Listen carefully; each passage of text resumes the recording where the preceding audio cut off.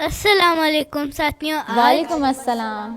آج میں نوال بطول be be Fatima کے 3 حاجات کے بارے میں بتاؤں گی۔ جی بتائیے۔ بی بی فاطمہ نے اللہ تعالیٰ سے 3 حاجات بیان کی تھی۔ پہلی حاجت، جب تک زندہ رہوں رسول اللہ کی زیارت نصیب ہوتی رہے۔ بالکل۔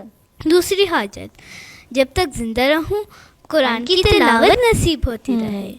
تیسری حاجت، میں اللہ کی راہ میں جب تک زندہ ہوں اللہ کی راہ میں انفاق کرتی رہوں، خرچ کرتی رہوں۔ یہ 3 چیزیں بی بی فاطمہ سلام علیہا کی دعا تھی۔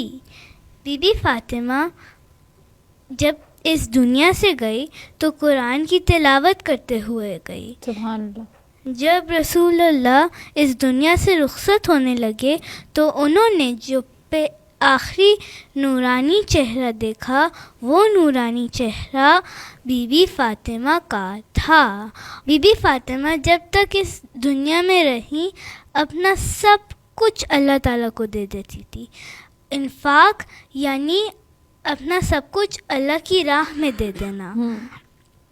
بی بی فاطمہ اپنے لیے کچھ نہیں چھوڑتی تھی، اپنی اللہ تعالیٰ کی راہ میں اپنا سب کچھ دے دیتی تھی، یہاں تک کہ اپنی پوری فیملی اللہ کی راہ میں قربان کر دیا۔ اللہم صلی علی محمد و آل محمد وعجل فرجہم اجمعین۔ نیکی کے مقام تک پہنچنے کے لیے سب سے زیادہ ضروری ہے کہ آپ اللہ کی راہ میں وہ چیز خرچ کرو جو آپ کو سب سے زیادہ محبوب ہے، جو آپ کی سب سے زیادہ پسندیدہ چیز ہے۔ تو اب آپ لوگ سوچو کہ کون سی ایسی ہستی ہے جس کی لائف میں ہمیں یہ نظر بھی آتا ہے؟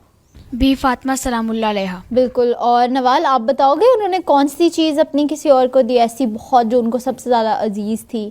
شادی کا ڈریس۔ جی، اور دیکھیں اپنی شادی کے دن انہوں نے اپنا نیو ڈریس کسی اور کو دے دیا جس کو اس کی ضرورت تھی، اور خود پرانا ہی لباس انہوں نے پہن لیا اپنی شادی پہ۔ تو اس کی ڈیٹیل کیا تھی ہم پاکیزہ سے پوچھتے ہیں۔ اس واقعے میں بیسیکلی یہ ہوا تھا کہ بی فاطمہ کی شادی ہو رہی تھی تو ایک ضرورت مند عورت آئی اور اس نے انہوں سے ڈریس مانگا، تو انہوں نے اپنا پرانا ڈریس پہن لیا اور نیا ڈریس اس عورت کو دے دیا۔